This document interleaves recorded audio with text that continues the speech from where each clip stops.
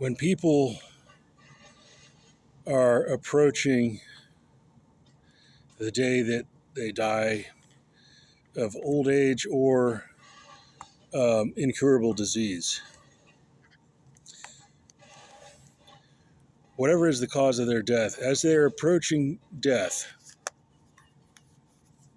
they should not be pressured to take their own life but it depends on the disease. If it's if it's a disease that's destroying their brain function and they're losing their cognitive function, it depends on how badly. See, the effects of a disease can deplete the entire body. That also depletes the brain, but their family members might say, "Please stay with us as long as you can because we're going to have some questions we want to ask you."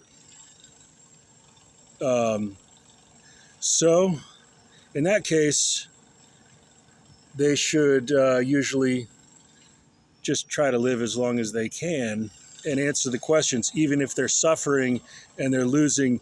But they should be secluded. They should be in seclusion with only a small circle of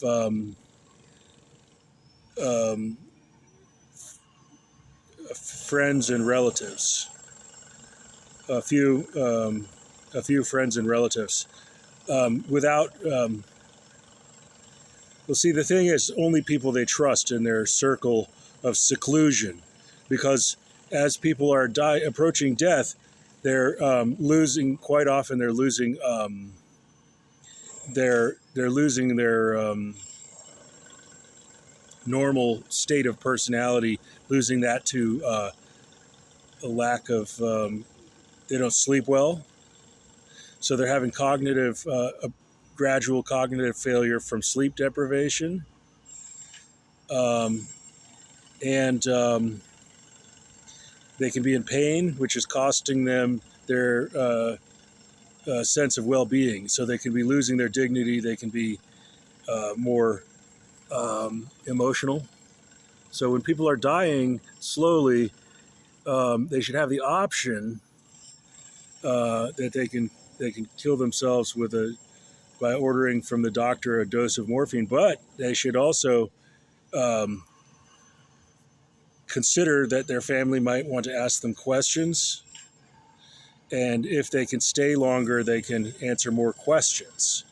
And so even if they are slowly dying, they could get a little bit of stimulant to help them be mentally coherent and then answer some important questions for their family and their friends. So I just want to say, don't pressure people who are dying to try to save their dignity and take their life early. Don't pressure them to save their dignity. Just keep a circle of trusted family and friends that are trusted enough to be in the circle of seclusion. Because as people are approaching death, they need more time to themselves. So don't give approval for the lethal dose of morphine when people are approaching death, only if they are losing their cognitive ability and they know that they're going to be, from the doctor's diagnostics, they know that, say, the brain tumor, for example, is going to completely ruin their cognitive function before they die, and they can see a steady mental decline occurring. And if they have a brain tumor, they certainly should have the option to kill themselves before their brain function is destroyed by the tumor. If they can't kill they can't kill the tumor with radiation, then the tumor is metastasized if it's on their brainstem or something. Let's just say that if they have a tumor and a terminal diagnosis and a tumor in their brain, they know they're going to lose their cognitive function before dying. Then they should certainly think carefully about whether they want to die before they lose their cognitive function, because that can be very very bad to have lost cognitive function before dying.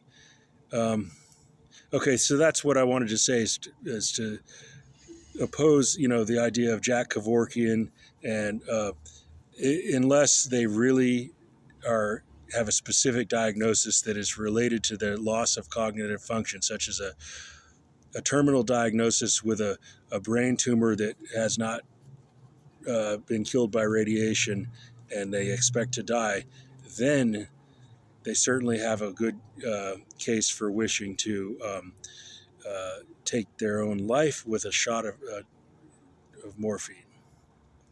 So otherwise, they should stay even if they're suffering so that they can answer questions for their family, because their family might have a crucial question to ask them, and their friends too. They might have a crucial thing they want to confess to them before they die, or a question they want to ask of them before they die. So they should wait around even when they're suffering for those last minute conversations. Okay, that's all for this video.